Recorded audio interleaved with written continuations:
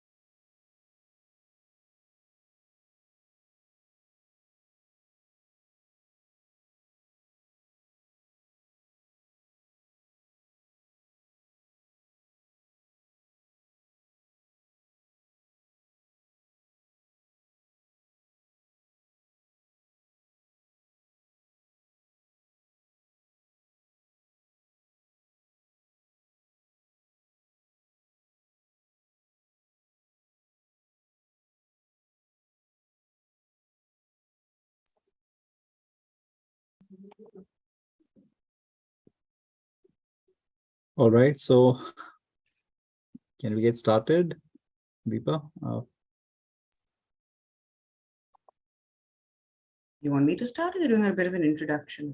No, we'll have an introduction, but I mean, you're ready because we'll take another couple of minutes. People will keep joining.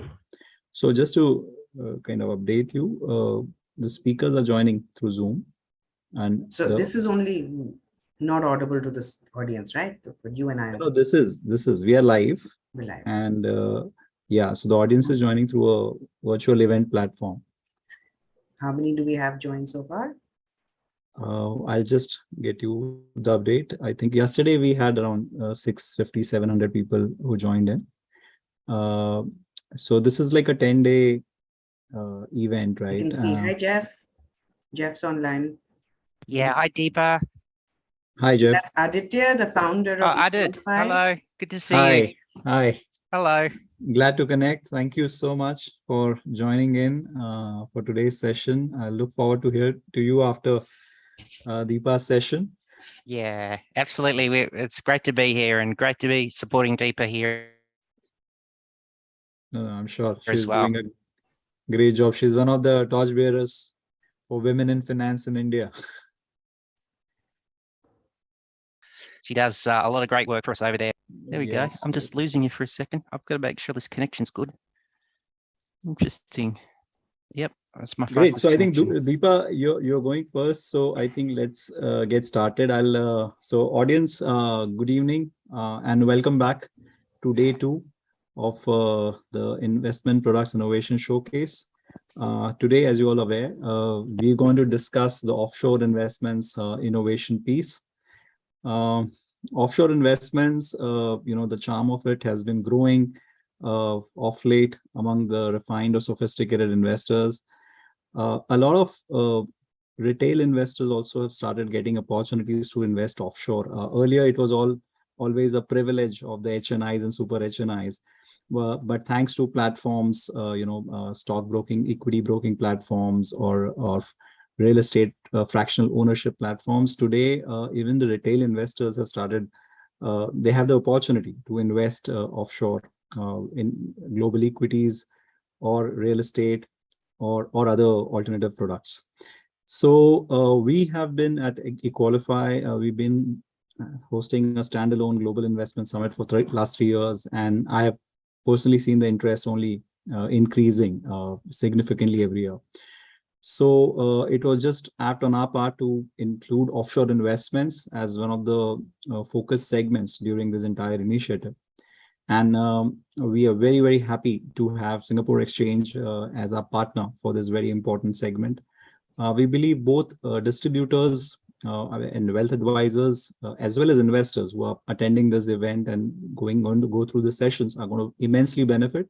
And this should open up some new opportunities for the distributors to, some new product classes to add to your offering, and for the investors to beautifully diversify your investments. So offshore investments, I mean, of course, with the currency, the way it is moving, Indian currency, the way it is moving, this asset class is only going to get more and more exciting in the days to come. So without further ado, I mean, today's segment, we have around 4 sessions, as you all can see in the agenda. The first showcase session after the opening remarks will be about Singapore Exchange. Then we have a showcase session for Benham & Reeves, which is one of London's biggest rental and real estate companies. We have a presentation from Omni Capital after that on their global equity strategies. And the last but not the least, from Krypton Global, who are going to talk again about offshore real estate investments. So to kickstart this very important session, I have a very dear friend, and as I said some time ago, one of the torchbearers of women in finance in India, Ms. Deepa Agarwal. Deepa is the chief representative of Singapore Exchange in India, and she's an economics graduate and an MBA from Delhi University, which she passed out in 1996. After that, she joined Citibank in Mumbai in the FX and derivative sales team. The National Stock Exchange launched the currency futures in late 2008, and that's when Deepa joined the NSE to head the business development of currency and interest rate segment for clients on the exchange. During her 7-year plus tenure, NSE was market leader in currency futures, and several new products like currency options were introduced in the market. Deepa joined Singapore Exchange as its India representative in 2018 and has been the ambassador of SGX in India. She does market development for debt and equity products as well as commodity hedging solutions, which Indian companies can use to hedge their price risk. So thank you, Deepa, for joining in, and welcome as our opening speaker for this very, very exciting segment. We're glad to have SGX on board for this important initiative, and we hope to keep working with you guys on several such initiatives in the future. So thank you again, and I would now quickly like to hand over the mic to you to tell us more about Singapore Exchange and what are your views on the trends in global investments among Indian investors. Over to you. Thank you so much, Aditya. Thanks for giving us the opportunity to showcase ourselves. I do hope that by next year, when you introduce me, being a woman in finance is not a USP anymore as the community grows and we have many more women. But thanks, I am so super excited about this topic, this subject, because, I think personally, especially in the last 2 years, if we see the way the investments, I'll go straight into my presentation. And if we look at how much of money has left India's borders to go abroad, I'm sure everyone's gut feel is that the numbers have increased. But if you look at the graph, the numbers have actually gone up four times since 2017. So where the monthly average was about $500 million a month, we've actually been touching 2 billion per month. And the reasons are fairly obvious. I think COVID has taught us a lot of things: currency depreciation, political uncertainty. You name it. There are enough reasons why Indian residents have been wanting to move monies offshore. Let's look at what's permitted before we dive into what we can offer. Let's look at what the RBI permits you. And actually, the RBI introduced what's called the LRS, as most of you on the call will be aware, but no harm, just talking about it again. The liberalized remittance system in 2004, but it's really, gathered steam and picked up size in the last few years. Every resident Indian is allowed to remit up to $250,000 US per person per annum, per fiscal year. These monies are allowed to be, used for both current and capital account transactions or a combination thereof. So actually, if you look at the breakup on the RBI website, it's very little, and it's, less than 6% of this, which actually goes into debt and equity offshore. And we're hoping this small base is only, leads to higher and higher growth from this. Where we see a lot of money going is into, educating children abroad, tourism, donations, maintenance of family members, medical expenses, etc. So this really does form a large chunk. The permissible capital account transactions are really opening bank accounts abroad, purchase of property, making investments abroad, as long as they're non-leveraged. So listed and unlisted equity, debt instruments, funds, promissory notes, REITs, etc. So there are many, many products which are permissible under capital account transactions. A lot of this money, again, that has left India's borders has gone towards the US. So if you look at the geographical breakup, obviously the FANG stocks, the tech sectors have been the market's darlings over the last 2 years. Yes, there was good performance for some time. Some have taken a beating. So where do we as Singapore group, the SGX group, how can we play a role?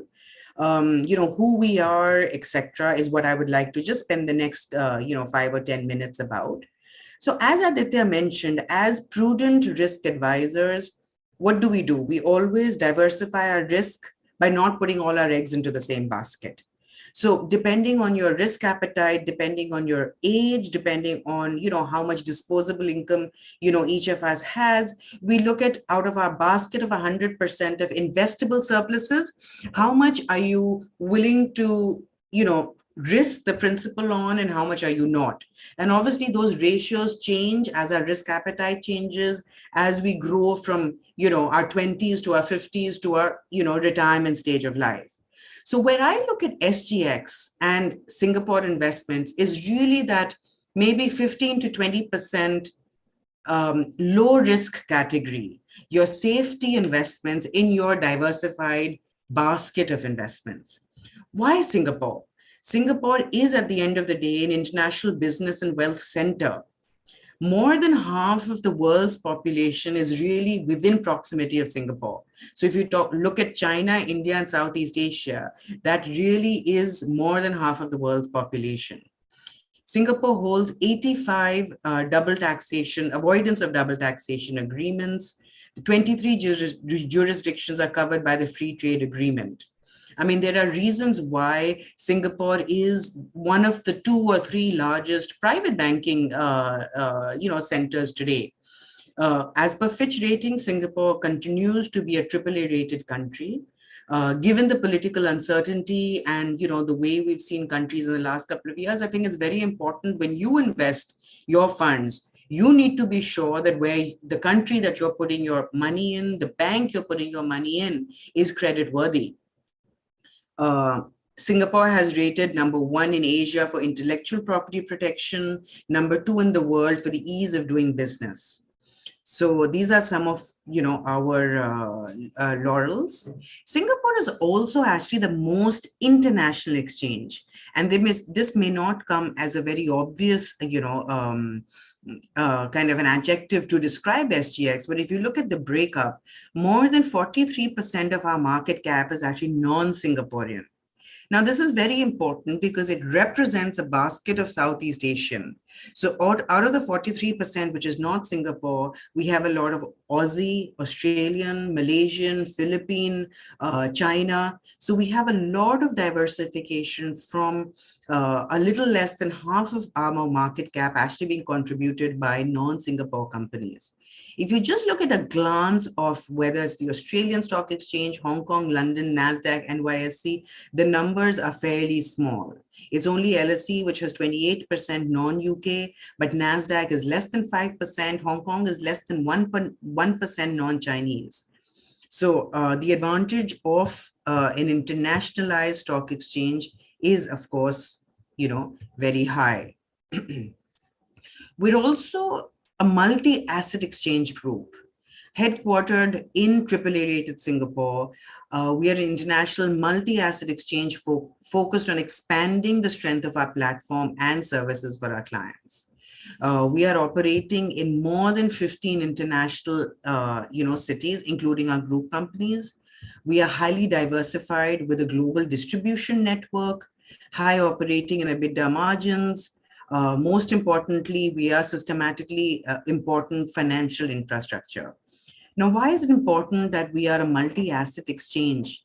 It's important because you have one platform where you could perhaps deal equities, fixed income, currencies, and going forth with our acquisition of many, many other different companies in the last 2 or 3 years, we will be a single platform being able to offer you almost all equity classes. Let's just look at once again what our customers and our partners recognize the value that we bring to the table. If I look at the latest, then in 2021-22, SGX has been awarded the Derivative Exchange of the Year 2021 by the Asia Risk Awards. Also, the Asia Pacific's Derivative Exchange of the Year 21 by Global Capital. We also got the Commodity Exchange of the Year by Energy Risk Asia, the Best Specialist ESG Index Provider. As most of you may also be aware, last week, July 29th, we, along with our collaboration with the National Stock Exchange, have launched Nifty Futures in Gift City. That has been an extremely big and important step showing our commitment towards India and Indian indices. So we are only expanding in all directions, in all asset classes. We will continue to expand our platform and our market reach to answer our customer demands. As I said, SGX NSE IFSC Connect has gone live last week. We are expanding our mutual offset system with the CME. We are listing SGX New Zealand dairy derivatives. We have tie-ups with Thailand, Singapore Depository Receipt.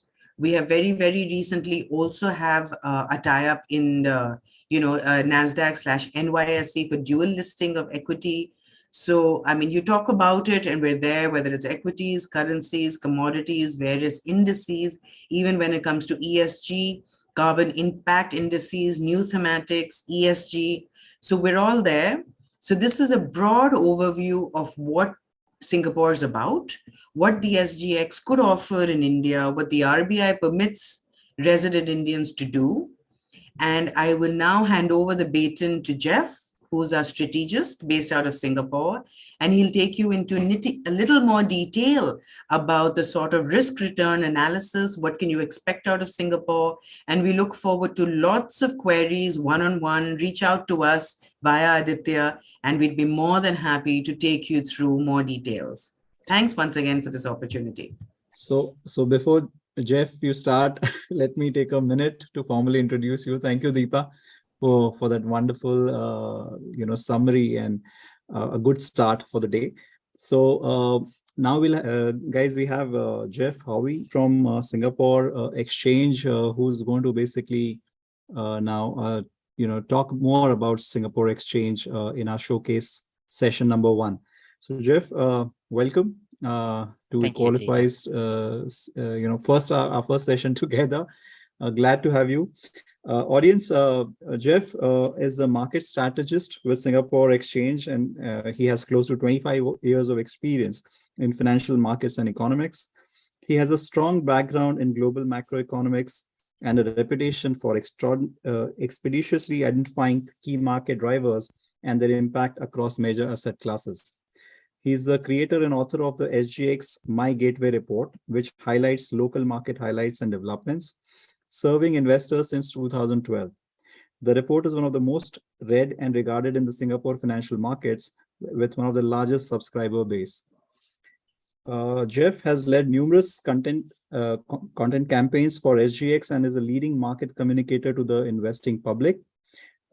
He pens the weekly Insights column in the Business Times, in addition to the speaking with Money FM 89.3 every Friday for the Market View Roundup. Prior to his role at SGX, Jeff held lead broking and market strategist roles across the Asia Pacific offices of the world's largest futures and options broker. He complemented his dealer profile with the provision of frequent market outlooks, educational events, and media engagements. Jeff has received a bachelor's and master's degree in economics at the University of Queensland, with his thesis achieving the highest grade for first mover policy research on the opening of Shanghai's economy in the early 1990s. Jeff's other notable merits include receiving 2 Hong Kong Securities Institute Outstanding Achiever Awards for the 2005 year. He's also the previous Vice President Treasurer of the Australian Alumni Singapore and is a University of Queensland Alumni Ambassador for the Faculty of Business, Economics and Law. Jeff, your profile has already tired me out. I'm sorry about wonderful. that. Wonderful to have you here. No jokes apart. I think it's I mean, just going through your list of accomplishments, and we believe you couldn't have had a better start to this interesting day. So thank you so much for taking the time out. We look forward to having slightly longer sessions with you, hopefully in person in Mumbai soon. So, I look forward to that personally, but over to you now for this session. And I'm very much here to moderate if required. Thank you so much. Is it possible you can allow me to share my screen? I'll do that right. That'd be fantastic. And I would absolutely love to be to Mumbai. I'm one thing when I was last in Mumbai, I think it was a long time ago. It was 2014, and I actually think we spoke more about cricket than markets, but that's okay. So you're the co-host now. Yeah. Thank you so much. I think we're good to go. So what I would like to share on and build on what Deepa has shared, I guess, is a little bit more granularity and insights into our big stock market, because it's a very interesting one. We have our benchmark index here. So like the Nifty, we have our Straits Times index, and that represents close to 60% of the total market cap of all stocks listed in Singapore. It's built, this index benchmark, it has a 55-year history. It's built with some of the world's strongest banks, businesses with economic foundations that actually span 3 centuries, and it has significant Asia-Pacific connections. So much so that, like our trade-centered economy, close to half the revenue associated with the Straits Times Index in its weighted form is generated in countries outside of Singapore, mostly within the Asia-Pacific region, which makes us at this index actually rank as one of the world's most diversified global stock benchmarks. The APAC ex Singapore revenue associated with the STI is mostly reported to ASEAN, China, and Hong Kong. And this is a very logical relationship, considering that Singapore's ASEAN neighbours account for close to 30% of our exports, while China accounts for 50% of our exports, and Hong Kong less than 15%, or between 10 and 15% of exports. But I think exemplifying the unique geographical reach of the STI, our 3 strongest constituents so far this year have been, number 1, a utility company with assets in Singapore and India, a China-based shipbuilder, and an automobile distributor in Indonesia. The last FY saw this China-based shipbuilder, Yangzi Zhang Shipbuilding, report 80% of its revenue to both China and Taiwan. Sembcorp Industries had reported 60% of its revenue to Singapore, 20% of its revenue to India, and Jardine Cycle and Carriage reported 90% of its revenue to Indonesia. And as I said, these have been the 3 strongest STI stocks so far this year. And that significant regional reach of the STI constituents, it does provide this economic foundation for a very competitive performance of the Straits Times Index. And that also parallels how the health of the really big external environment also has a significant impact on the Singapore economy. So the STI, with the impact, I guess, of the constituent overlap, it's naturally more correlated to the FTSE ASEAN All Share Index, more so than the broader Asia Pacific index, as shown in the middle far right chart. However, I guess despite the challenges of the past 5 years, the STI has kept pace with the FTSE Asia Pacific Index, while at the same time benefited from the comparative strength of the Singapore dollar that Deepa touched on. And this year actually marked 20 years since our first STI ETF was listed for trading, and that ETF has generated an average annualized total return of 6.3% since its inception. For the first 7 months of this year, the STI generated a 5% total return, and that ranked as the world's most defensive developed economy benchmark for the 7 months, with the FTSE Developed Index basically generating a decline of 13%. And that defensive marginal return of the STI, it was also attributed, I guess, to the decline of technology stocks, which command a much larger sector weight in the bigger global benchmarks. But as you can see in the STI, it is majority weight to banks, real estate, and industrial goods and services, with the STI's one technology stock, Venture Corporation, kind of included in the industrial goods and service categorizations that FTSE and ICB employ. So what's been happening in our market from a broader thematic, I guess, perspective? On a day-to-day basis, we have around 1.3 billion Sing dollars of stocks trading hands. And I guess in addition to the diverse regional revenues that we discussed in that slide just now, is that there's also significant diversity beyond the STI across various sectors and subsectors of the stocks that make up our stock market. So the overall economic outlook for Singapore and services very much depends on how momentum in services and how we can regionally sustain the continued reopening momentum. So just as services are a key cornerstone of the Singapore economy, they are very well represented in the various sectors that make up the Straits Times Index and the broader stock market. So we have relevance in banks, consumer subsectors, broader financial services, healthcare services. There are a number of industrial subsectors that are focused on services, real estate, technology, and telecommunications. So overall, services make up 70% of Singapore's GDP, and these services producing industries, they have expanded at more than 4% year on year for the first 2 quarters of this year, following 5% to 6% growth in the 2021 year. Manufacturing, it makes up around 20% of Singapore's GDP, but it also threads through to a number of these sectors as well, such as industrials, technology, healthcare, consumer non-cyclicals, and of course, materials and resources. Now, apart from having this strong economic relevance across our broad stock market, when key trends really take hold of markets, it does impact our day-to-day turnover composition. For instance, the impact of the Ukraine crisis exacerbating the gains of Singapore's energy stocks. It saw these stocks contribute 2% of our day-to-day turnover, but that's 4 times the impact that those stocks have in the overall market cap of Singapore's stock market. So that was a key highlight we saw in the first half of this year in terms of the turnover participation in the energy stocks. Looking forward to the remainder of the year, the IMF really maintained that Singapore's recovery is one of the strongest advanced economies in the recovery process, with overall activity at the end of last year having surpassed pre-COVID levels.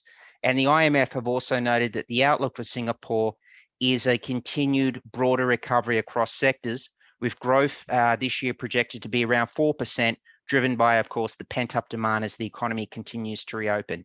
Now, I want to focus on this biggest part of our stock market cap, which is banks, which make up 1/5 of our total market capitalization, but they make up over 1/4 of the day-to-day turnover. And it's very topical because these banks are reporting their first half results. There, 2 have already reported, 1 more is to report tomorrow morning. So together, DBS, OCBC and UOB comprise 45% of the STI, while making up only around 5% of the FTSE Developed Index. Banks have been a lot more defensive than technology stocks this year. Hence, that's one of the key reasons why the STI has outpaced big global benchmarks. Banks which borrow short and lend long, they maintain positive correlations in their net interest income to US interest rates, with net interest margins largely determined by the average rate that is paid on their liabilities versus the average rate that they receive on the assets. And that contributes to net interest income along with the size of their loan books. So as you can see in this mid chart, this lower mid chart here, UOB, one of the 3, maintained a 1.6% net interest margin in the first half of this year. And that was determined by the average rate paid of 0.55% on its interest rate exposures, which include customer deposits, and the receipt of an average 2.1% rate received on the interest rate bearing assets, which of course include customer loans. So we are in an environment in Singapore of rising interest rates. Our SORA 1-month compounded rate has moved from 0.2% at the end of last year to up to 1% at the end of June, and is currently at around 1.8%. Singapore banks typically follow this rate for home loan packages. If DBS actually reports tomorrow morning a net interest income that is comparable, at least, with what it reported for the first quarter of this year, the combined net interest income of the trio, DBS, OCBC, and UOB, will actually beat this high, this third quarter of 2019, September 2019 high of 5.745 billion. And that would represent the 7th consecutive quarter of net interest income growth. So as I said, if based on the net interest income of OCBC and UOB, if DBS can at least maintain the same net interest income, we will see net interest income at a high for the bank trio in the second quarter of this year. Now, UOB and OCBC, they have reported loan growth of 8% year on year. They've conveyed confidence in their outlooks. Both expect loan growth in the mid-single digits for the remainder of the year. The higher net interest margins and loan growth has seen basically this net interest income growth offset much of the headwind impact that we've seen in the slowing growth for non-interest income. So OCBC's second quarter non-interest income. It was up 6% from a year ago, whereas UOB's non-interest income was comparable with where it was a year ago. That's for the second quarter of this year. Now, since the end of 2019, if you look at the performance of the trio, they've actually averaged 25% total return versus 6% for their regional peers and their global peers. You can see total returns have been pretty similar with so much sector-driven trends globally. A lot of banks across the world basically did move in a very similar formation, but we have seen enough outperformance from, as we said, from our trio of banks that they have outperformed globally and regionally. But at the same time, the valuations are not too stretched in that their trio actually average price book ratios of 1.2 times, it's a 20% premium to book value, versus global peers, which are trading at a 10% premium to the book value, even though this trio have performed 25% total returns versus the 6% returns for their competitors since the end of 2019.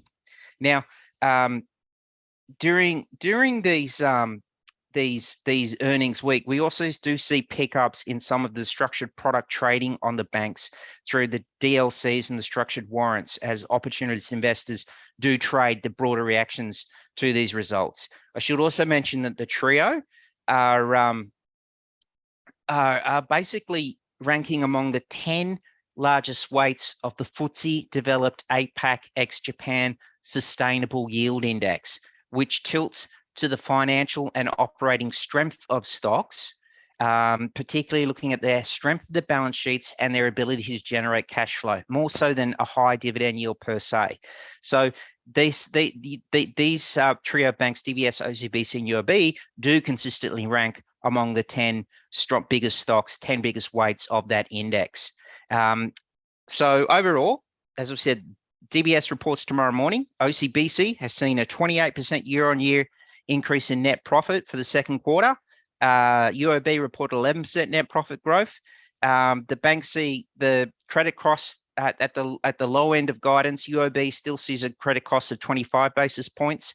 What the OCBC CEO did note today, that the overall economic growth in its key markets is expected to remain positive this year, but at a slower pace due to the heightened headwinds in the operating environment. Our banks are very well funded, and Ms. Wong also added that the bank has this diversified earnings base, strong capital and funding and liquidity, which allows it to have the flexibility to navigate some of these uncertainties and still pursue strategic growth.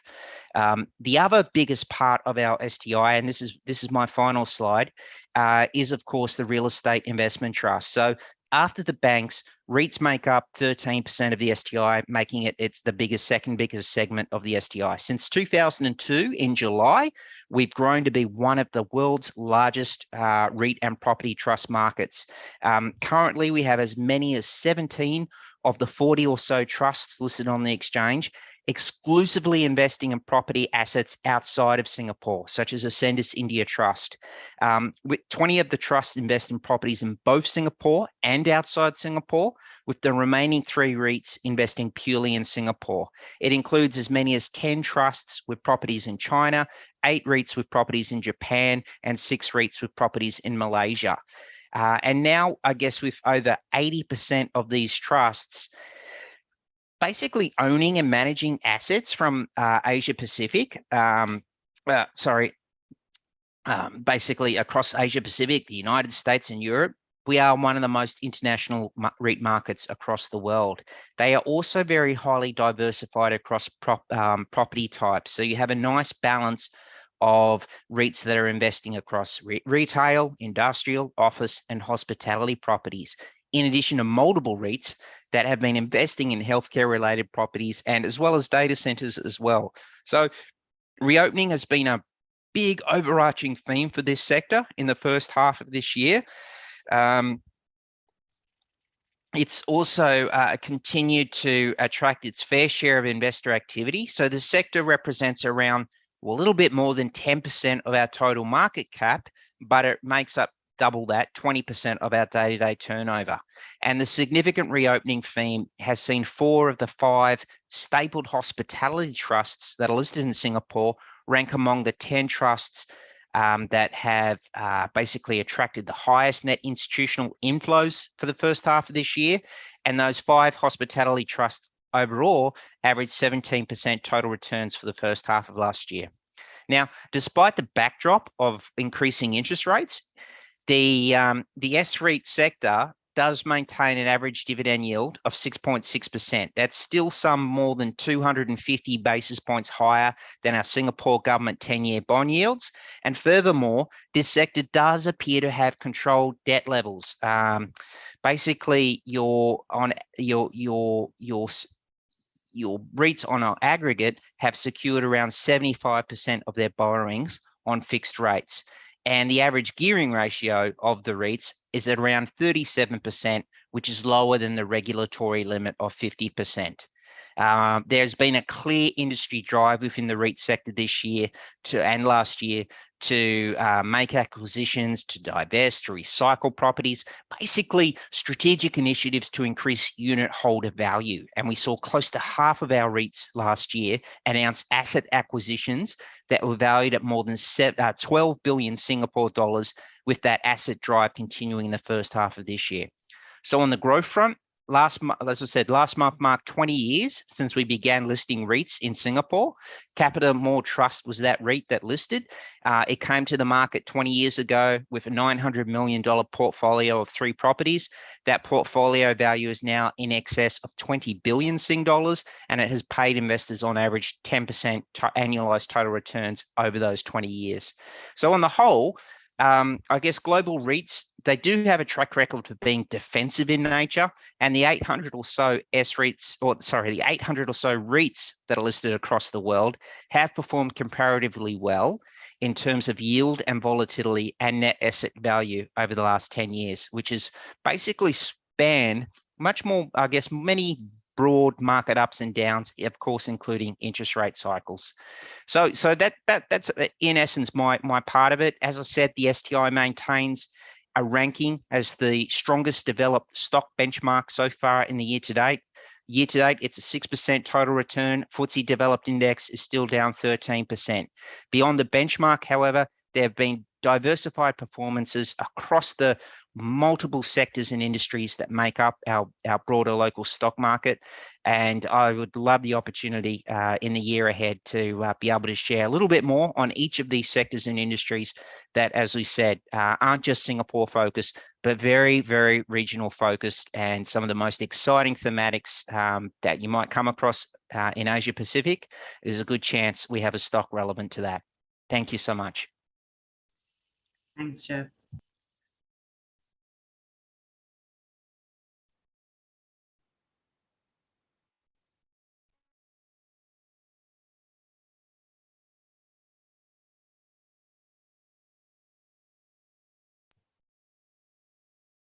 Aditya, I think you're on mute. Yeah. Oh, that's the problem. So thank you, Jeff and Deepa, for the lovely insights. Audience, we have just enough time for a couple of quick questions. So request you to use the Ask a Question tab on your screen and put up the questions. I'll be happy to facilitate that for you.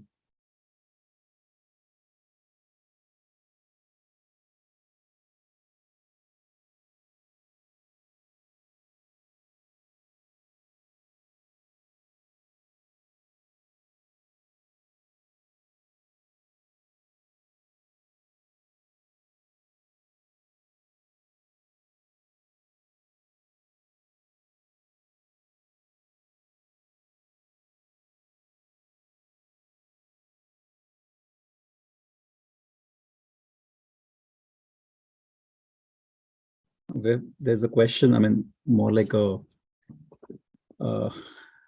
yeah. So this, Deepa, I'm just reading it out. Either of you can take the questions, okay? Yeah, so the first question is,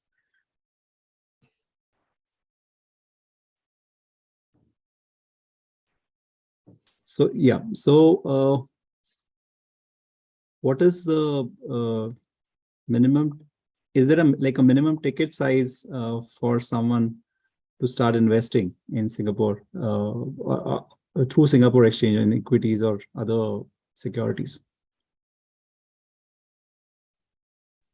Generally, no. I mean, we do have some minimum board lot sizes. So if you were new to investing in Singapore, and let's say you wanted to invest in the ETF, you could do that from something like around $200 or maybe $250 would be the absolute minimum investment that you could make. Obviously, that's pretty low, but we have our board lot size quite low because it gives investors the flexibility to be consistent investors in the Singapore stock market. I would say Singapore retail investors are fairly conservative, and because of that, I guess I wouldn't call it risk aversion, but that level of conservatism to their investing, they do like to, let's say, dollar cost average or be regular investors and basically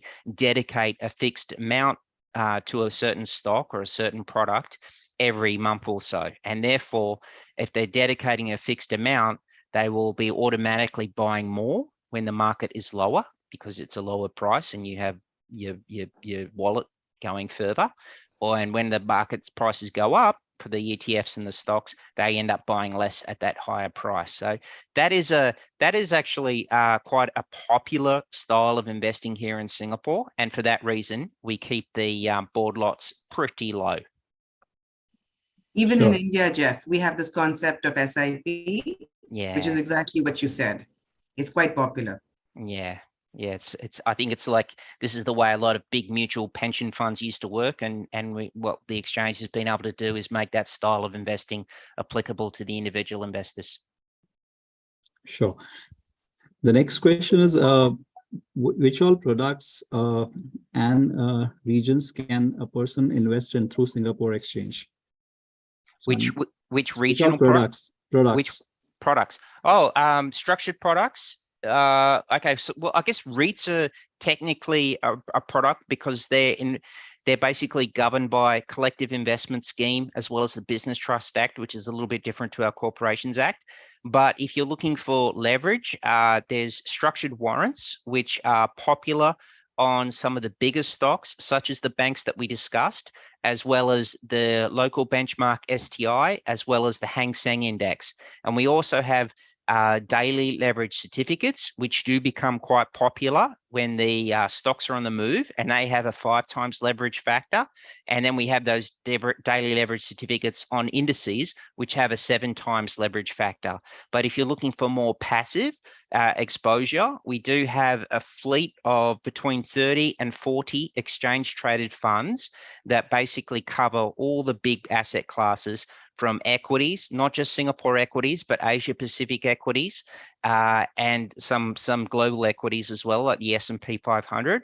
And then we have fixed income, money markets, as well as a commodity ETF. So we basically have as many bases as we can that are covered. And the demand for those types of assets comes and goes according to the cycles that each of the assets undergo. Sure. The next question. Sorry, I'm just going to put a one-liner disclaimer here that under the LRS scheme, leverage products are actually not permitted.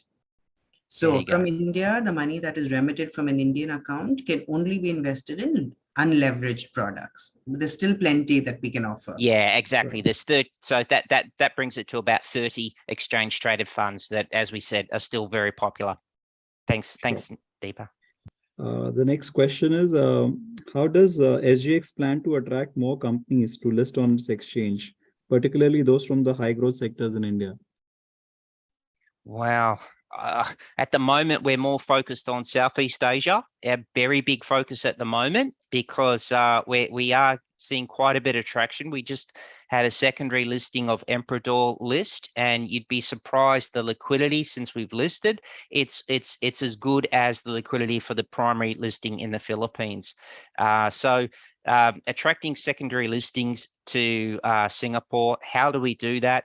Well, at the end of the day, your region has to have strong economic relevance to the company. So if a company wants to come to Southeast Asia because they see that as a growing consumer market and they would like to basically sell their product or service there, then it can be a natural fit. And that's predominantly I think that the primary goal of what we try and do and what we work with.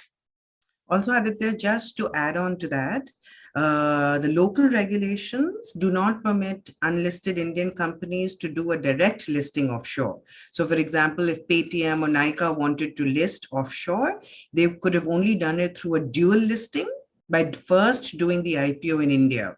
So that's actually a big challenge. And there are companies who would have liked to list offshore directly. SEBI had constituted a committee that is looking into this matter. The matter is sitting with the finance ministry, and we're hoping that, that is allowed. At that point of time, it will be a game changer. So as of now, we pitch for companies who are either headquartered outside of India or looking at a dual listing. Okay, I'll just take this as a last question, and I think it's a question more of that came out of our discussion, my discussion with Deepa also earlier. So Deepa, as you are aware, a lot of our audience is from the wealth distribution side. So if you could throw some more light in terms of how the wealth distributors or wealth advisors can directly work with SGX. What are the kind of opportunities you have for them Sure. if they want to kind of take SGX to their clients? Sure. Thanks so much. This is just the question which I, was kind of looking forward to hear, because honestly, that means we're thinking about, therefore, what are the next steps, right? I mean, it's good to talk about all of this, but how do I, as a resident Indian, actually, let's say I have my account with an ICICI Direct or an IIFL or an Edelweiss, and just to take a few names. So you're right. So there are two ways, either a wealth advisor or, you are a member on this SGX via an international entity, or it's called like white labeling. So either you white label through an international broker, or like Phillip Capital, for example, there are brokers who have membership, who are global brokers who have membership on the SGX as well. So it's not hard to find a way of doing it now. Most of the big guys, most of the asset managers are offering international products. It's just that you have to, voice that you're interested in buying an SGX listed product, and they'll find a way of you doing that. Sure. I hope that answers. No, absolutely, it does. But a wealth advisor needs to, an independent wealth advisor will need to go through one of these registered brokers, is what I heard. Is that correct? Yes. So if you're only an advisor, then you need to go through a broker, which is either themselves a member on SGX, or has a white labeled person who can transact on the SGX on your behalf. Sure. So we would have loved to continue with this conversation, but unfortunately we're out of time. We have a next speaker who's waiting. But we'll let both of you go only with an, if you give us an assurance that we should have a standalone session with SGX team very, very soon, once this event is over. And I think all those audience can join us back for that detailed discussion in terms of, because what Jeff was talking about was very, very insightful and exciting. Of course, the time was limited here, but I think a standalone detailed discussion, is merited, and we would love to have that once this campaign. Sure, Aditya. In fact, that's the reason I'm based out of Mumbai and I'm here. I think today was only a teaser. We're happy to make this a regular event and take it in much more detail as per the interest of your audience.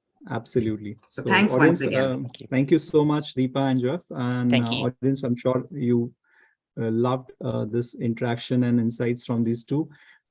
Quickly moving on to our next speaker, next session for the day. We have with us Dhanvi Panchmatia Mehta, and Dhanvi, thank you so much for joining in. Dhanvi represents Benjamin Reeves, which is one of the biggest or the biggest residential lettings company in London.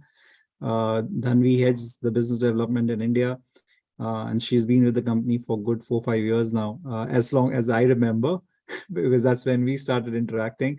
Right. So Benjamin Reeves, of course, anyone and everyone who has anything to do with London who stayed for a considerable time in London would know of this brand name. They've been doing a great job in managing, helping clients buy properties in London and then helping them manage those properties end to end. We Equalify, at Equalify, we've had an opportunity to work with Benham and Reeves on several knowledge initiatives in the past, and we've always found them to be very meticulous and very, very respectable name in the space that they work in. So glad to have Dhanvi today with us. Dhanvi, as you're aware, this entire initiative is about showcasing exciting investment opportunities. We are celebrating this showcase campaign for the next 12 odd days. And today the focus is on offshore investments, which you guys specialize in, especially in real estate. So the next 15-20 minutes, I'll request you to take us through what Benham Reeves is, what do you guys do, what are the kind of opportunities for international real estate investments for Indian investors, and everything around it. If we have some time towards the end of the session, we'll have some Q&A from the audience. All right. Over to you. Thanks, Aditya, for that kind introduction. Glad to have been associated with Equalify and you over the past few years. And that has given a push to Benham Reeves when we launched in 2019. To all those here today, good evening. My name is Tanvi, in case you missed that, and I represent Benham Reeves. Benham Reeves is a real estate consultancy based in UK and with offices all across Asia and the Middle East. What we primarily offer, what we do is we help buyers and investors secure a property in London, whether they are looking for an investment asset to globally diversify their property portfolio or park their money in a safe asset that gives you a stable capital growth, stable capital appreciation, as well as good rental returns throughout the year, whether you're looking for just a second home or whether it's somebody looking just for a holiday home in London. We help with the entire life cycle of a property transaction when it comes to properties in London. So right from understanding what an investor is looking for, whether it's more towards the capital growth or whether he needs a stable rental income to pay for maybe holiday expenses, we understand their requirement. And we sort of curate a short selection of investments all across the city that do have potential to perform with a investment horizon of maybe 5 to 7 as well as 10 years. Our support comes every way of the process. We help identify the right properties. We help negotiate, come to a purchase price. We also help with negotiation, remittances from India, documentation, post-possession services like your tenant finding, your tenant management, your repairs and maintenance, furnishing your apartments, your property tax returns that need to be filed. Couple of years later, should an investor wish to sell the property, we also help with selling that as well and providing some sort of exit strategy. So we work very, very closely with investors. We're more like investors' agents. Obviously, one template doesn't fit all. Each client has their own specific investment aptitude, which we try and understand with, and then put two and two together to match an investment product that satisfies their expectations. In terms of whereabout in London, we have 19 offices that are spread out right from zones 1 to 5. That's right from prime central London and branching out to the suburbs. We work primarily with all developers, all tier 1 developers. We were established in 1958. So that's over 60 years of solid relationship with all tier 1 developers. We also have ready resale secondhand stock of ours that we do offer to somebody looking for a quick buy and want to immediately put it out on rent. In terms of off-plan or under construction properties, many Indians tend to opt for that because that gives them multiple financial years to transfer money from India. And we have a bouquet of options, right from 1 bedroom to 2 to 3 and houses. In terms of investment, we are all familiar with the LRS. So if typically a family of 4 can remit up to $1 million to buy a property in London. If the property value is higher than that, we also look at under construction, help them structure that over multiple financial years, so they get enough time and leeway to transfer money abroad. In terms of international presence, we do have offices in Hong Kong, Singapore, China, Malaysia, Dubai. In India, we have 2 in Mumbai and Delhi. We also have in the Middle East, we have in South Africa. So we try and cover a lot of our international market as well. In London, one would be surprised to hear that about 65% of the properties today are owned by overseas buyers. It may be noteworthy that most of our buyers may not have even seen the investment property in person, or do not even travel to London every year to see their property. That's the kind of asset, strong, sturdy asset London property is.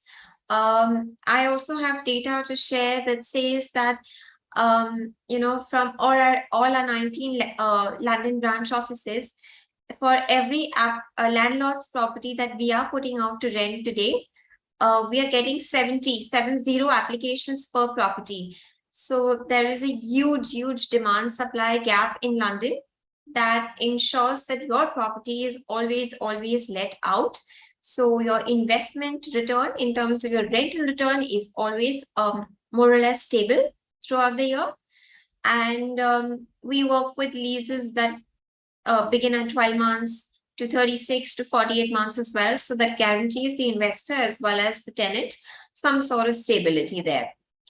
Another example I'd like to share is as recent as last week that we had investors' property completed and come to the market, and the minute we put it on our website out for leasing, for renting, we received, I think, 28 properties on the same 28 applications on the same day, and the property was let out in less than 24 hours that we put it onto the market. So that's how strong the London market is in terms of demand.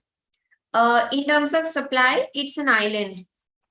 It's a landlocked city, I would say. Sorry, not an island, a landlocked city. So it's not like a Bombay, or it's not like a Dubai where you keep on reclaiming land from the sea and you keep on building horizontally.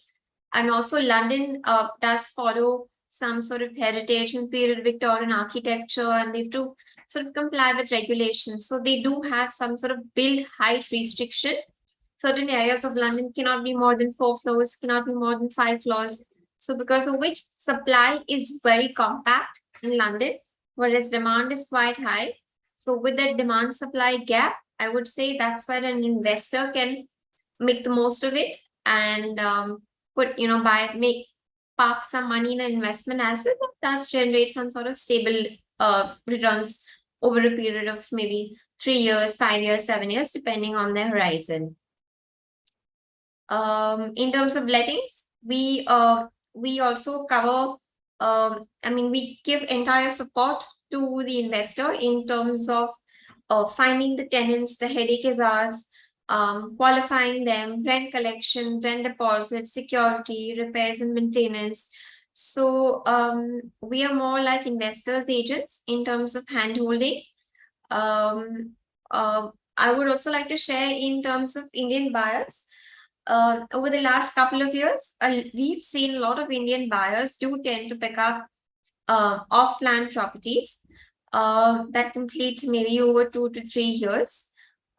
Reason being for that is they get multiple financial years to transfer money. If there's a student in the family going abroad to study, or if there's any family member going abroad to work, then that investment asset is ready by the time the student is due to start university, so they can also self-use it, if not put it out on rent. So a lot of Indian buyers have been a mix of end users as well as investors. The Indian interest is more towards central London. There are certain areas in central London that do outperform the others.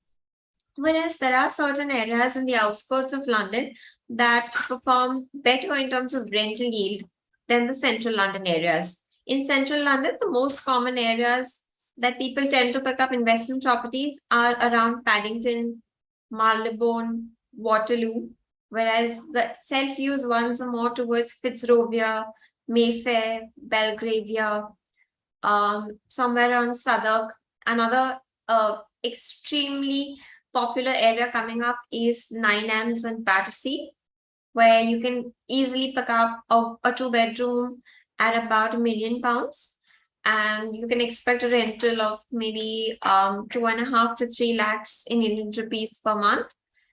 And in terms of outskirts of London, few areas that do tend to outperform include Harrow, Wembley, Hounslow, Colindale, Mill Hill, Hendon. These are some of the areas that Indians are familiar with, and they do give rental returns of about 5% per annum, whereas your capital appreciation could be anywhere between 5 to 7% if you average out for about 5 to 8 years. And yeah, there goes your rental. I mean, there goes your return on investment of up to 10 to 15% comfortably in any sort of financial year.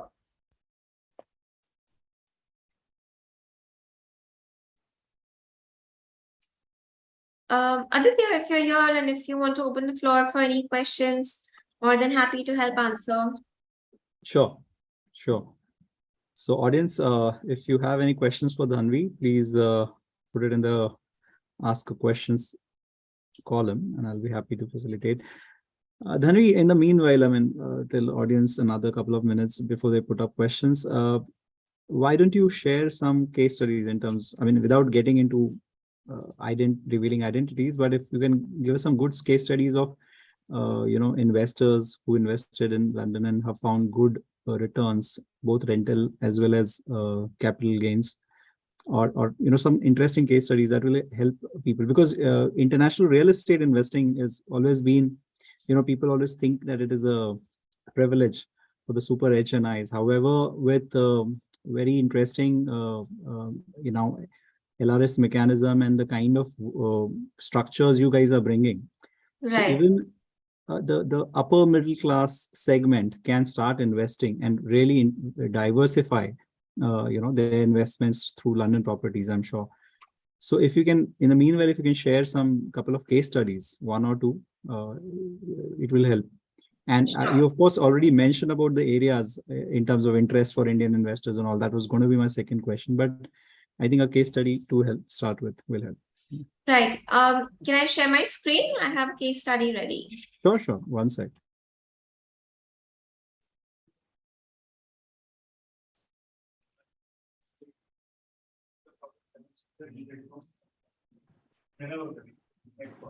Yeah, hi. You are the co-host now. Vikas, you'll have to just hold on. We have a session going on. Sure, I So understand. I'll just ping you. Yeah. Yeah, I think my screen's up. Yeah. So I can take the audience through a brief presentation that we have for London properties. This is Yeah. 1 sec, just before you start. So we have around 5 to 7 minutes. I'm also waiting for some answers, questions from the audience.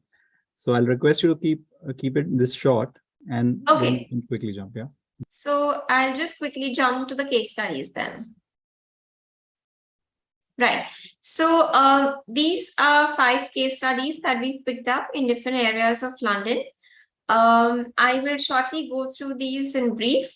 Each of them is of a different configuration between a studio, a 1-bedroom and a 2-bedroom unit, which are the most popular ones when it comes to a buy-to-let investment model. Each of these 5 areas are spread out all across east, west, northwest, and southwest of London. So we've tried to cover every area in the example. In terms of the first property, it's in Notting Hill. It falls in Zone 2, West London. If you see, the purchase price in 2014 was about £460,000. The current value is about 630 with an annual rent of about 26,500 pounds.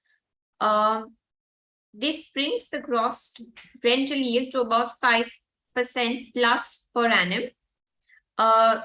Say this purchase was not leveraged by any mortgage, it is purely by cash. Then your return on investment comes to about 36%, and your return on cash comes to about more than 100% when you look at about the period from 2014 to 2022, about 8 years of time. Likewise, if we were to pick probably example number 5, which is Colindale, it's a zone 4 area of London. And if we look at a 2-bedroom property with finance, property price is about 250,000 pounds in 2008. And the current value has almost doubled to about 450 as we speak. Annual rent is about 20,000 pounds, which brings your return on investment to about return on cash investment to about 200% over a period of 12 years.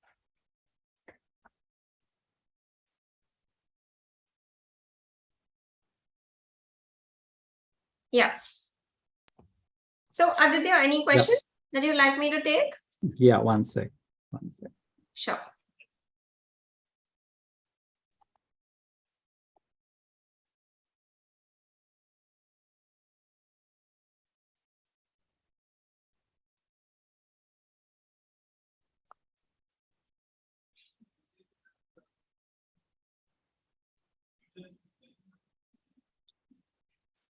Okay. There is a question. I seems like a half question to me, so I'll just add my own bit to it. So typically, how is the transaction settlement done? So I'm assuming the question is about how does this entire process work for someone who wants to invest through you? Right. So in terms of the purchase process, it's very straightforward. Every property transaction in London is represented by a solicitor. We work with a panel of solicitors. We work hand in hand with them. In terms of purchase process, you pay about maybe 2,000 or 3,000 pounds to reserve your property, for example, today. Within the next 20 to 25 days, you pay 10% of your property value. And if it's under construction, the balance 90% is only on completion. If it's a ready property, you pay the balance 90% within the next typically 45 to 60 days. The first reservation payment you pay directly to the seller. The next 10% you pay to your solicitor. Upon your solicitor's approval and sort of vetting of all the legal documents, and only once he gives a go-ahead, he transfers your money to the developer or seller's solicitor, and then that in turn goes to the seller. The same thing happens when you're transferring your balance 90% payment as well. You first transfer to your solicitor. Once your solicitor receives documents from the seller and he gives a go-ahead, then that is transferred to the developer or solicitor's account, and then it goes to the developer. So until the documents are in order or until the property value, the property has been delivered by the developer, the money doesn't reach them. It's 100% safe. It can be held in escrow by a solicitor, and it's mandated by several rules and regulations. And I'd also like to mention another question. A lot of people from India do tend to ask, what happens when there's a delay? Is there some sort of protection, or what's the process then? Because we live in India and properties complete in London, and what to safeguard in our interest. But I'd just like to say that the maximum delay we've seen in London over the last maybe 20, 30, 40 years is maybe max would be about 6 to 8 months. And that delay was also seen in COVID. Otherwise, some developers even deliver before time. Some deliver maybe a week before. You're informed at every stage of the process when it's due for completion. But delays of maybe 1 to 5, 10 years are very unheard of in London, and that doesn't happen usually. Great. So I'll take this as the last question, Dhanvi. Yeah. What are the measures that Benjamin Reeves is taking into consideration for avoiding property fraud? Like I was saying, in terms of property fraud, I would say mishaps from the developer side are very rare or unheard of in London. Nevertheless, we only recommend developers that we have vetted. We have legally checked through all the documents and tested for credibility, have a relationship over the past 30-40 years, so we know how their processes and systems work, what their performance would be, what their end product and quality of product will be. So we only work with developers that we trust and which we have vetted. In terms of sellers, also documents in London are very, very important. It takes about maybe 30 to 40 days for a solicitor and for us to go through a seller's documents before we list it out to sell. So it's quite a detailed process in terms of checking off. There are about 30 things we check off in our checklist when we're selling a property or when we're helping a buyer purchase a property. So it's a detailed process. So I would say very much safeguarded in terms of interest. Sure. And the last question, I'm sure this will have a short answer. So what's the kind of management fee that you charge on purchase, management, and a sell out of a property? Right. So I'll just break that up. When a client is buying in a new build, we help throughout the entire process, but we don't charge a fee. We get our compensation from the developer. In terms of post-possession and property management, we charge about 20% of the service value or the property value. If it's rental, we charge about 20% of the annual rent, including VAT, for our services. And if you're buying a second-hand property or a resale property, then we charge 2% plus VAT, which is the norm all across London. And I believe the same percentage on the sell. When you're selling, that's correct. That's correct. Perfect. Super, Dhanvi. Thank you so much for this crisp and very, very interesting insight into London property market. I wish Benjamin Reeves all the best. And I request audience to reach out to you directly if they are looking for to join, partner with Benjamin Reeves to distribute these properties or to invest directly.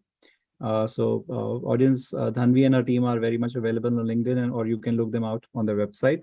And I'm sure they'll be happy to take your questions and guide you further.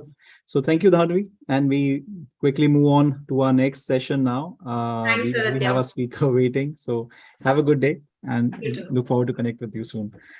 So audience, our next speaker is already here. And Vikas, may I request you? Okay, great. Good to see you after a long time in a new look.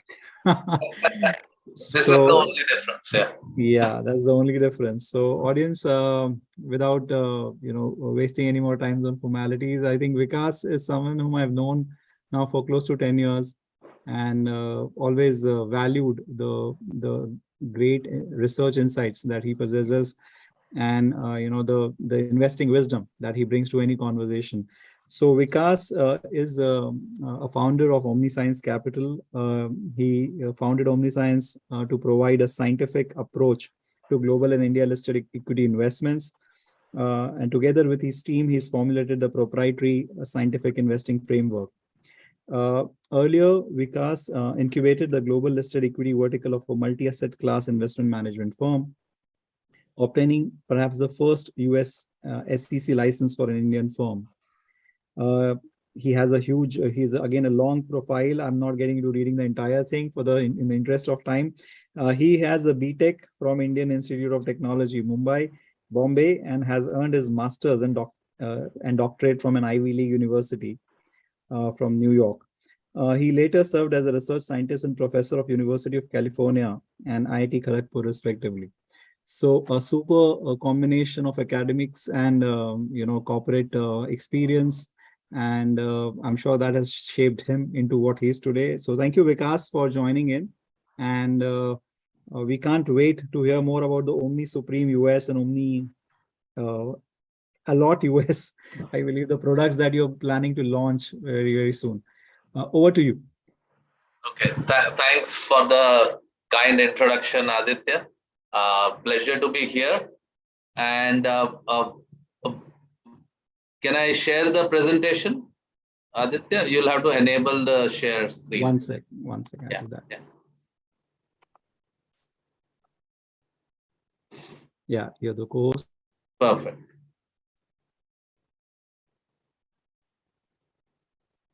So we can, I guess everyone can see the slides now.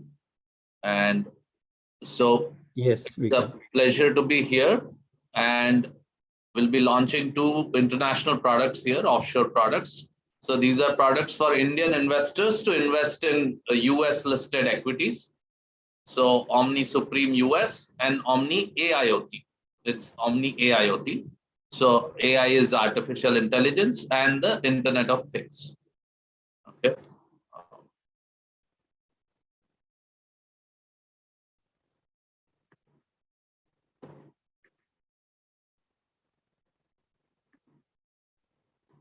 So this is where I start because we are talking about equities markets, listed stocks, and what one can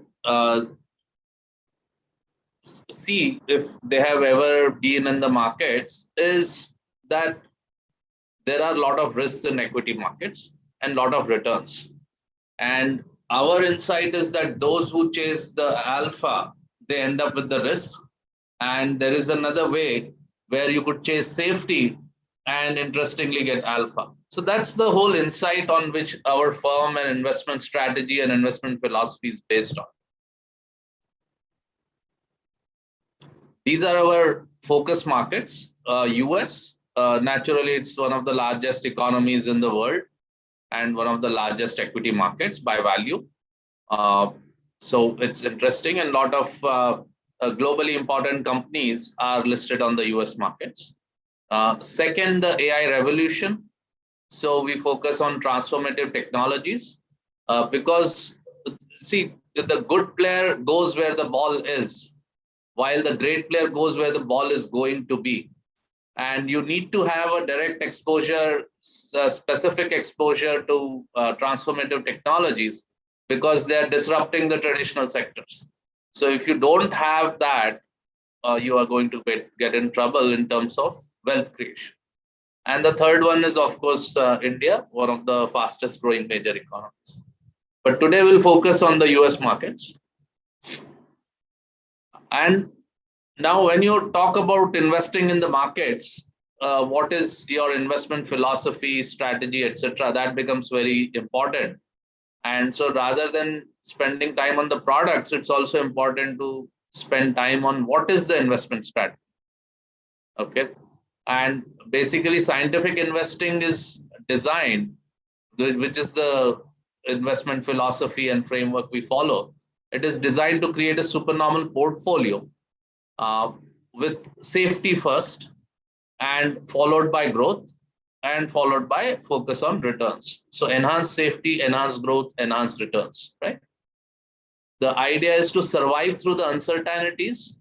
And we have seen one of those in last couple of years, right? The COVID uncertainty when there was huge lockdowns and businesses stopped generating revenues, while in many cases the expenses continued. So that was one of the places where it was important to survive. Even today, there are a lot of uncertainties in the mind of the market, right? So important to survive. That's how the portfolio fundamentally should be strong. And then thrive on below the radar growth opportunities. So you just don't want to be safe. You also want to enhance your returns. And so you want to thrive.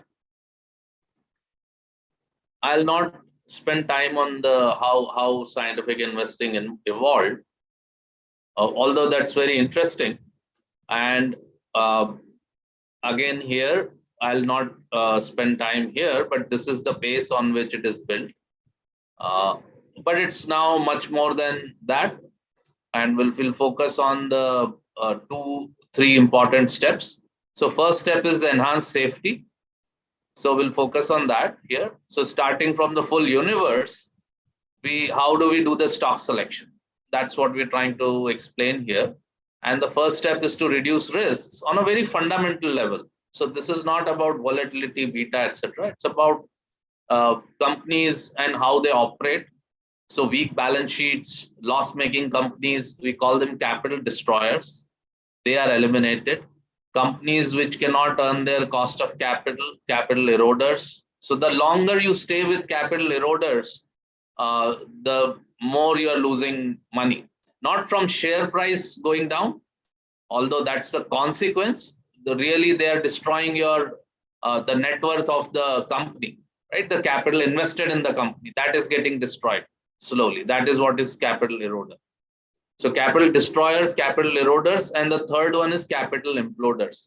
So these might be great companies, capital imploders, but they might be extremely overvalued, in which case they become imploders, potential imploders, because suppose some companies priced so that, it's supposed to grow at 15% for 15 years, and it's comes back and says, okay, we are going to slow down a little bit and grow only at 12%. And then the stock price is going to collapse down by 60% or so. So those are capital imploders. And then unlikely to go up back, because unless they recover the growth, which they don't expect to, the stock price is expected to stay. So you eliminate all these kind of companies, and already what you're left with is a great remaining portfolio. And you're likely to be ahead of the market with this, generate alpha, right? But this is just the beginning of the story. The remaining story is here. So now you focus on enhanced growth. So from this remaining set of companies, you focus on picking the ones which have huge growth opportunities in front of them. And naturally, they are below the radar. They're in Mr. Market's blind spot, which means they're not recognized. Market is not yet recognize that. So they don't know that this company is likely to grow at a very high pace while creating value, right? While having persistent advantages, competitive advantages. So all that is not yet known to the market. And that's why it's available significantly below its intrinsic value. So we identify a number of such companies from the portfolio capital multiplier universe. And what we have experienced is, when we discover a bottom-up manner, we discover a new growth vector. There are several companies in each growth vector, and you are typically able to discover 3 to 7 growth vectors at a time, which are yet unidentified by Mr. Market, but which hold great promise. And you create a supernormal portfolio, which is diversified across multiple growth vectors. How does this growth happen? Okay, so this growth vector is a very interesting thing. And while you are holding, as Mr. Market realizes it, and then the growth vector goes in a bubble, which means now it's Mr. Market's mirage, we are exiting out of it and replacing it with another growth vector. So I'll just spend a little bit of time on this. I can't spend the full time. It'll take too much time to do this. But as I mentioned, once we go through the capital multiplier companies, we discover bottom up several unrecognized growth vectors. The first job is the next 3 bullet points. It's not bullets, but next 3 points there, verifying that the growth vector was driving historical growth for the companies. Second, that the growth vector has a long-term future. There is great opportunity, large TAM, and a reasonably large growth rate. And the third thing, that the company has a good strategy to capitalize on. Once you have verified these, now the question is to discover multiple mispriced companies. And for that, you can walk around the ecosystem. So it's not just the main company which is going after the growth vector. So you could take, let's say the question of smartphones. Okay. So suppose you discover that 5G is a great opportunity and 5G phones are going to sell a lot. And the main firm might be fairly priced, or it might be undervalued. You want more such companies. So you could go around the value chain, up and down, or adjacent in the ecosystem, right? All the kinds of suppliers or people or companies which are going to benefit from it, which might help in marketing, which might help in sales, which might help in services. It could be all kinds of things, upstream suppliers, downstream suppliers, right? Distributors, etc. So all of that you go through, and then you find a set of mispriced companies. And that's how you discover multiple companies for each growth factor. And then you construct a supernormal portfolio of multiple growth vectors, which themselves are uncorrelated with each other or less correlated. And now the advantage is, as you wait, let's say there are 6 growth vectors and you're waiting for 3 years. So that's your investment horizon, right? You expect them to unlock. What you will see, because they are independent, the likelihood is that every 6 months, one of the growth vectors would unlock, and you would hopefully make profits on it and exit it and replace it with another growth vector. So as independently Mr. Market recognizes different growth vectors, you are making returns on that. And there are 2 ways you're making. One is that it has higher growth rate, so you are making an economic alpha, right? And higher return on capitals, right? Returns on capital. And the second is the re-rating. As it goes from Mr. Market's blind spot to Mr. Market's mirage, that's a huge upside gain and value creating alpha. Now, when you're trying to pick the companies, there are multiple market anomaly patterns. These are just some of them. Of course, the growth vector investing concept, which I presented just now, that's the core pattern. And so mispriced growth, that's the main pattern here. Okay. So most of the time you would have mispriced growth, right? Unrecognized growth opportunities. And that's a very straightforward thing. But then there are a number of other patterns like deep value, or a mispriced moat, or a transformation arbitrage, or an acquisition target, or near-term orientation of Mr. Market, etc. So there are a number of those. I can't get into all of those, but I'll still pick 3 case studies and hopefully explain a little bit about those specific anomalous patterns. So mispriced growth, that's the main growth pattern.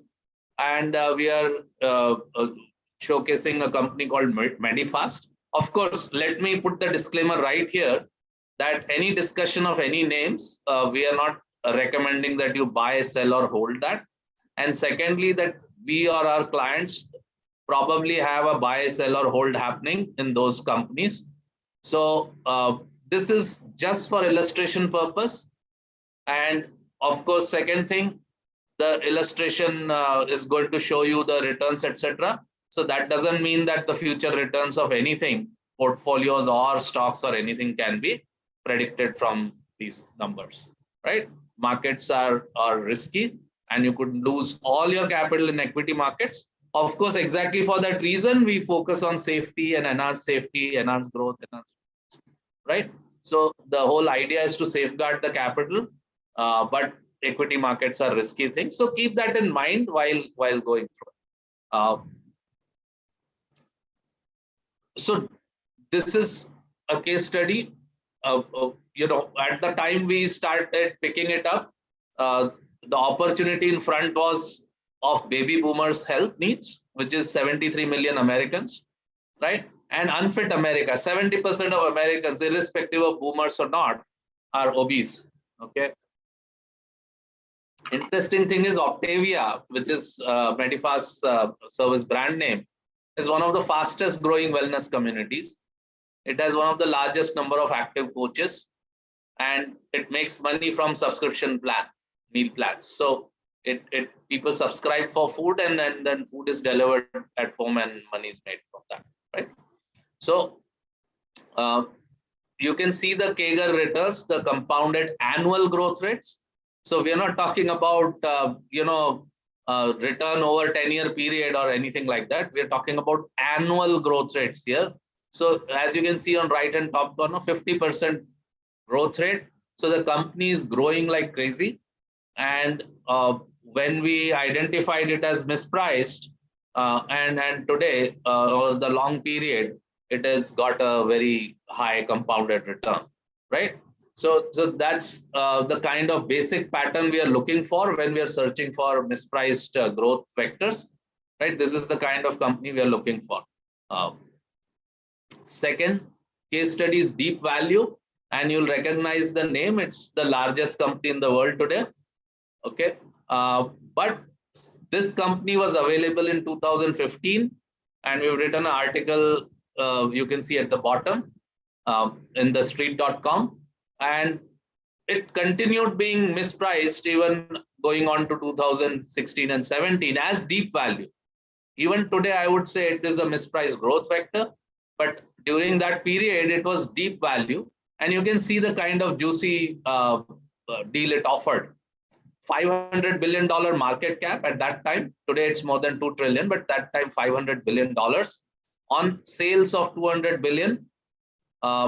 Operating margin of 25%. So it had free cash flow of around 50 billion. Although in that specific year, that was around 70 billion in 2015-16. Okay. And it was sitting on total cash of 230 billion. Debt of 70. So net market cap was 350 billion when its free cash flow was 50 billion. So that's effectively a PE of 7. Okay. Of course, we toned down the margins, etc., a little bit, and we estimated that conservatively the PE multiple is not more than 11, which means earnings yield of 9%, FCF yield of 14%, right? So that was an extremely juicy deal with even a single digit, 6-7% kind of growth, 14% yield plus 6-7% growth. That's like a 21-20% plus kind of expected returns, right? It's expected returns. It's not guaranteed returns. And of course, what happened later, we can see on the bottom right and 36% compounded annual growth rate. So 36% annualized returns over next several years. So Deep Value is really delivers very high returns if you can find it. Of course, it's rare. And the third case study is here, where there is a transformational arbitrage happening, right? Again, when we identified the company, it had already got significant digital sales, but Mr. Market was focused on the past when it had been losing revenues, but it had gone through a new blue transformation strategy 1.0, and it had already started to grow. So there were, nearly several quarters of high growth rates, several quarters of already seeing the transformation, cash flows becoming positive from negative, significantly positive, and it had launched a new blue transformation 2.0 strategy. And so once you dug deep into it, you could see all the kinds of transformation which was already happening successfully, and Mr. Market was mispricing that. Again, the results you can see are amazing. Of course, right now it's gone down again with the market, and again it's become a significantly interesting pattern for investment. Transformation continues. Okay. So these are some of the patterns, how these companies are identified. Now we will present two products, two opportunities. One is the global opportunity of below the radar growth vectors, and the other one is the transformative technologies, so innovative growth vectors. In both cases, it's yet to be identified by Mr. Market. So this is Omni Supreme US. So Omni Supreme US chooses companies from the S&P 1500. So S&P 500, which you've all heard of, is the large cap universe of 500 companies. Below that is S&P 400, which is the mid cap universe of around 400 companies. And below that there is S&P 600, which is the small cap universe of 600 companies. All put together is the 1500 stocks from which we choose. And there are multiple growth opportunities, growth vectors, and which we have already explained how that is done. So you get exposure to the full US market through that, the best portion of the full US market across sectors, etc. Right? So that's US Supreme. This is currently the kind of growth vectors it has. All are nearly $1 trillion plus markets, growth vectors. For example, artificial intelligence and Internet of Things and Metaverse. So the Omni AIoT, the technology part is also part of this as a small allocation, significant allocation though. Second is Athleisure and Wellness. That's a very strong growth vector right now. It's growing at around 16%. Right, it's a apparel related that people wear their athletic clothes for casual lifestyle. Right, and wellness, we already talked about Medifast and gave an example of how the fitness and wellness growth factor is there in the US markets because of senior citizens and baby boomers and even non-senior citizens being unfit. The third one you can see is e-commerce, payments, and home nesting. So e-commerce, again, there are great opportunities. It's a $1 trillion plus market in US, but still growing at double digits, 15-16% kind of growth rates for next several years. Okay, it's still a very small proportion of the total retail. Most people might find it surprising and have the impression that in US, e-commerce would be the main dominating factor, but it's still less than 20%. It's probably less than 15% today of the full retail. And payments is a huge opportunity. I'm sure all of you are aware of that. So that is another allocation. Home nesting. So post-COVID, home nesting has become very strong. And then, of course, the recession-resistant millionaire and luxury segment, right? So there are a number of such growth factors in Supreme. I'll not get into each. It's not enough time for that. The second product is Omni AIoT US. So it focuses on artificial intelligence and Internet of Things. You're all aware of the AI opportunity, how it's disrupting daily life and how technology is disrupting daily life. We all remember how we used to travel in regular cabs, and then you had the Meru cabs and tab cabs and so on. And then how today you are, for several years now, you're used to Ola and Uber kind of commuting cabs. Okay, so how things are transforming. We used to buy at regular mom and pop stores. Then there were the malls and organized retail. And now people probably don't even, go to the malls as much. And people are ordering and getting things delivered at home directly. And with things like 10-minute delivery and so on. So technology is transforming your life completely. Right now also, we used to have these sessions at big 5-star hotels where Aditya used to organize all this, and we would all collect there for a couple of days and spend a lot of time. And today we are doing is using technology. So all of these things we can experience how things are changing. You can just imagine 10 years later what is likely to happen. Okay, technology used to be hardly 15% of the total S&P, and today it's more than 30 to 40% already of S&P 500. Imagine 10 years later how much weightage it could likely have, because of it disrupting all the traditional sectors. So this AI revolution is happening not just directly, but it's happening over a period of time, right? Over the full life. And it, how from hunting, gathering, ancient era at the bottom, if you can see, it was fully dependent on labor. Then agriculture revolution, labor and land became important. Industrial revolution, land, labor and capital.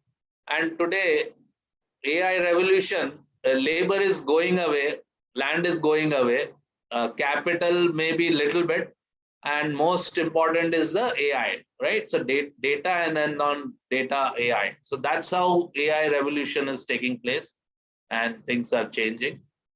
And so you need to have exposure to all this through the one way to do that is Omni AIoT. Again, there are various parts of this digital life, which we just discussed, shopping, living, playing, work, etc. Right? I just gave a few examples about that. Digital work, again, fine. I mean, one of the examples of the conference being held virtually is digital work. But there is a huge amount of things happening on the cloud, right? Work is all moving on the cloud. The softwares are all on the cloud, and then huge amount of data is getting generated. So companies which deliver these products and services and platforms, that's digital work. So companies like IBM, Microsoft, etc., and even Amazon with the AWS, SAP, Oracle, and so on.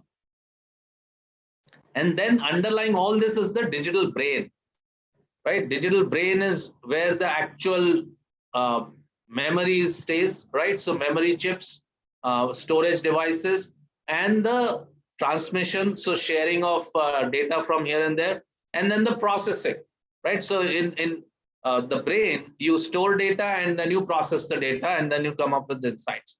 So all of that is here. So a lot of chip companies, a lot of semiconductor companies, a lot of equipment manufacturers for semiconductors, etc. And today, you know how there is a supply chain shortage, a chip shortage, which is causing shortage for all kinds of products, including automobiles, right? So all of this is here. There are a couple of reports on our websites where you can learn more about these, right? So omnisciencecapital.com. You can go there and under research, you can see all these things. For investing, you can go to stockle.com. So stockle.com hosts our strategies on their platform. It's targeted to Indians, so Indians and NRIs in Middle East, etc., can invest in US markets through this platform. It's very easy to open the account here. It's all online using scanned documents, and it's much faster than opening an account in India. So you just need the ID proof and KYC, etc., and you can open the account and transfer the money on this platform and invest in these strategies. So Omni Supreme US, and this is the reports for the artificial intelligence, AIoT, and OmniScience AIoT. So these are the two products we wanted to launch today. Definitely most important part is still remaining, which is the disclaimer. Okay. Thank you. Great. Thank you so much, Vikas. So our best wishes for the OmniScience new products, the Omni and the AIoT US products that you guys are shortly launching. So we believe there'll be a lot of interest, global equities, I think, with platforms like Stockle, Crystal, Vested, etc. A lot of investors are now getting opportunities to invest in global equities. And what we definitely need is the right strategies, and OmniScience coming and filling up that gap, I believe, will handhold a lot of investors who want to make a foray into global equity investment. So thank you so much. Unfortunately, we've run out of time. Our next speaker is already here, so we'll not be able to take the questions here from the audience. So audience, I'll request you to reach out to OmniScience team if you want to know further whether you are an investor or a distributor who wants to work with them. These are the contact details, and of course, they're also all of them are available on LinkedIn as well. So thank you, Vikas, and I look forward to engaging with you more on similar knowledge sessions in the future. Have a good day. Thanks, Aditya. And just a note to everyone, you can follow us on all the social media, Twitter, LinkedIn, Facebook, etc. OmniScience Capital, if you search, you'll find the handles. You will know. Thank you. Thanks, Aditya. Thanks, everyone. Thank you. So audience, we are quickly move on to the next session and last session for the day. So Krypton team, I can see you all on Zoom here. If you can just start the videos and let me know, is it Aishwarya who's going to speak today on behalf of Mona? Yeah. Hi, sir. Yeah, hi. Yeah, I'm on. So, audience, this session is from Krypton Global. It's a relatively new company which is started by a real estate stalwart, Mona Jalota. Mona was supposed to conduct this session today, but she's traveling and unfortunately she couldn't, her timings were clashing. So on her behalf, her colleague Aishwarya is going to take us through what Krypton is doing in facilitating global investments. So in my limited interaction with Krypton team and Mona, what they're trying to do is to fill up this gap of an intermediary to facilitate global real estate investments. They of course also have plans to get into funds and other investment asset classes and bring them to the Indian investor. But currently they're working in real estate and they specialize in that. And Mona comes with a very illustrious track record in handling both domestic and global real estate as an investment asset class. So Aishwarya, we have around 20 minutes for this presentation on Krypton, and if you want to present any opportunities, and if we have some time towards the end, we'll take some Q&A. You have any presentation that you'd like to share? Yes, sir, we do. I'll just share it with you. Yeah, one sec, I'll just make you.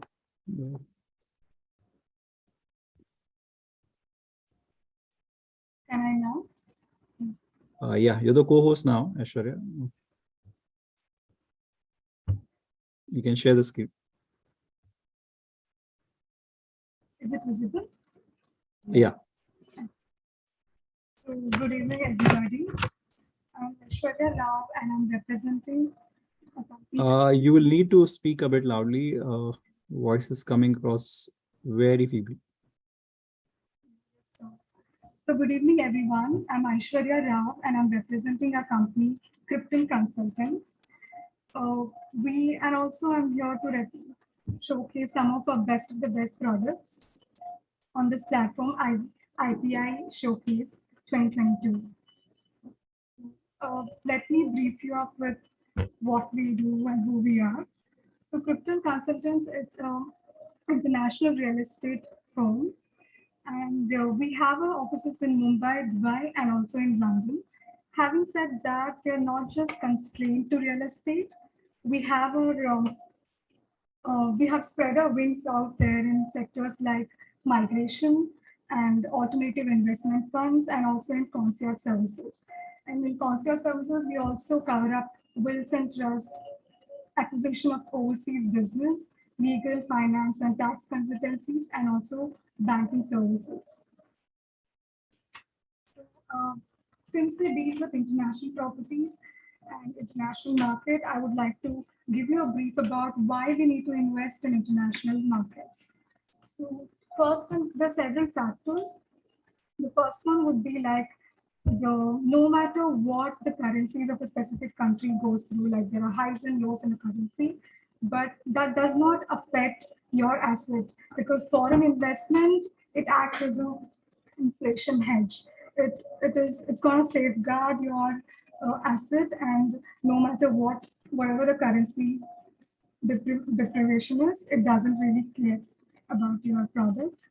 And the next one is not just to invest in as a second house. You can also invest in properties and utilize it in a different ways. One being for capital appreciation, and also second being high rental yields. So when you invest in a property abroad, you get a lot of activities done in terms of renting it and also buying a share in a hotel or whatever reasons it is, and you can get the best of the ROI. And third being tax and migration benefit. I think this is the best of it, because there's so many countries who are offering tax exemptions, and they're also providing resident permits.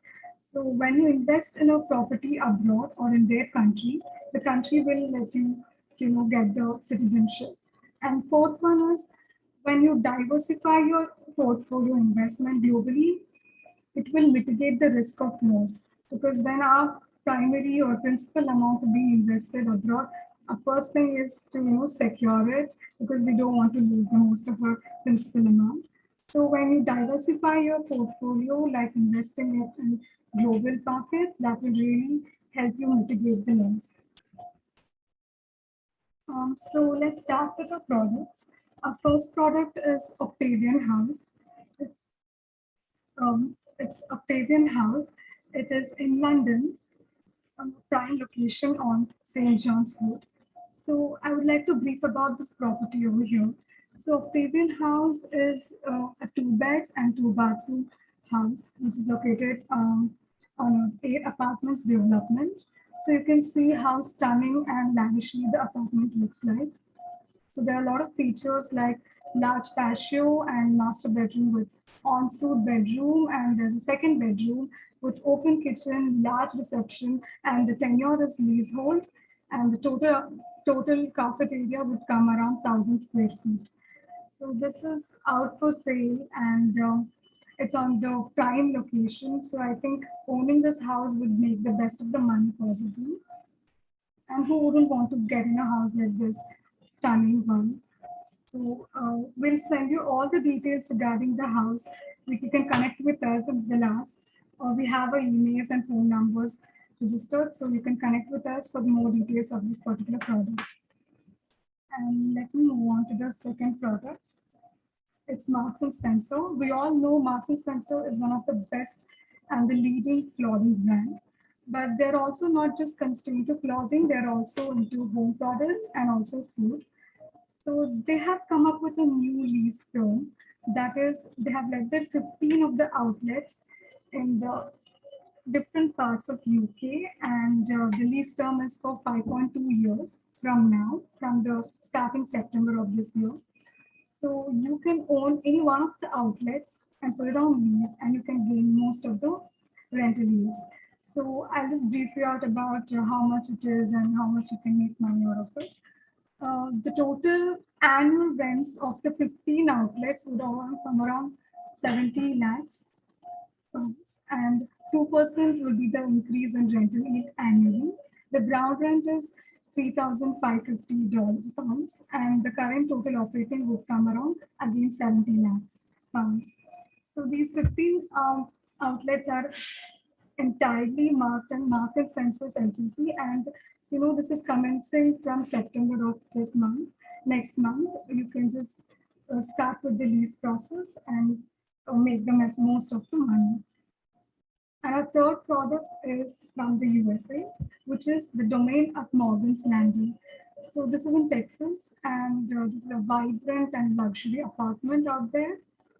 It's already been built and ready to occupy. It consists of first 1, 2, and 3 bedrooms. It is a 3-story garden style property, and it has overall like 350 units.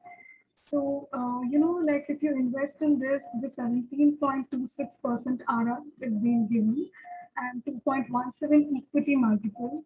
And also you'll get 103 bonus depreciation, which is if you invest around 100,000 investment, you will get 3% more of it. And 6% is preferred cash on cash return, and 23.55 will be the average annual return. So the minimum investment for this would start from $700,000. So it can also be a very beautiful house in Texas, and also get the most of the rental yields possible. The fourth product is one of the best products that is out on the market in Dubai, which is Sms Dubai Hotel. You can own these hotel apartments, and it will not only just get you the best of the returns, but it might also help you get your investor visa. So when you invest here, it is already a ready property, so you will get the immediate returns, and it's a 4 fraction with separate ownership certificates. So you can do that, right? And also you just have to, you're required to stay only 7 days per fraction every year for the next 10 years. You need to hold this property for minimum of 10 years. And the investment of SLS hotel apartments starts from AED around 600,000. So this is for investment purpose, but if you're also looking to get the investor visa, then you will have to invest around 750,000. And this is located in a very beautiful place where you can see the view, you'll get to see the Burj Khalifa and whatnot. So it's a great place, and you can get to stay there whenever you visit Dubai. So this is one of the best products we have in UAE. And the fifth product and our last product is relocation via investment. So when you invest abroad, in a real estate matter, that will also help to yield citizenship. So when you invest in programs like Grenada, US, Australia, that will help you with citizenship, and you can reside there. So I'm giving you two examples over here. One is Grenada and the other one is USA. So when you invest in Grenada, like around 220,000 USD, which would come around 1.2 or 2 CL, which will help you get the citizenship within 3-4 months. And after you acquire citizenship of Grenada, you will get through the E2 treaty visa, you can go live in US and work there forever. And also travel freely with Grenada passport over around 100 of countries. So this is the best of the best programs out there. So anyone who's looking to migrate and invest in a property over there and get the citizenship, Grenada would be a best option. And for USA, it's mostly like a business-related visa program. So you have to invest around 800,000 USD, and then you will get your green card within 3 years from then. And then after that, 5 years later, you will get your citizenship. So it's a best deal. I think you can do both of the things either wise and live in US and acquire the rest of the possibilities over there and get the citizenship. So yeah, that's about our products. And we have many other products as well. This is something that we have selected out of all that. And for more of those things, you can connect with us. We have every details presented on our last slide. So you can connect on our emails and phone numbers. And we have also let our founder's phone number. So you can connect with her and we can, help give you the best service. Sure. Thanks, Aishwarya. Audience, if you have any questions, we've just a few minutes to go for the session to end. If you have any questions, please quickly ask.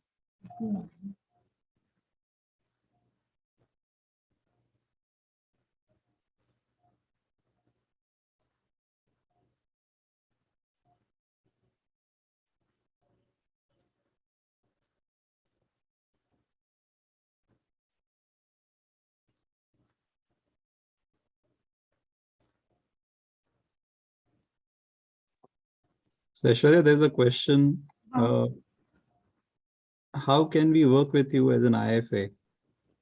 Sorry, sir. So there's a question for you from a financial advisor, independent financial advisor. It's like, how can they work with you?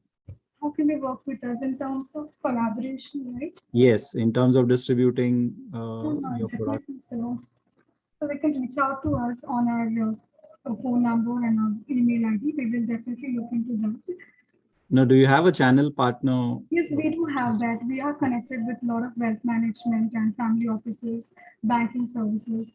So we can connect with them and we can help their clients acquire real estate properties and also provide migration services. And we can share the commission with that. One sec. Yeah. But sir, I'm Audience, unable to see the questions. sorry? I'm unable to see the questions. No, you can't see the questions. You are on Zoom. The audience has joined in through an event platform. So the speakers are only on Zoom. Okay, It will not show it to you. Okay. Yeah. One sec.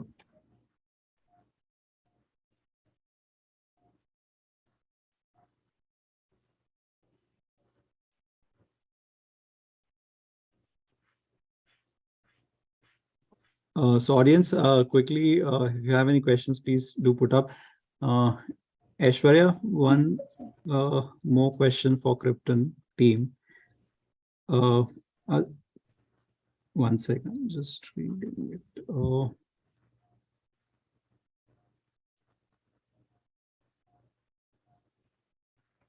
Yeah, so what is the ticket size to invest in properties on your platform? I mean, the minimum ticket size.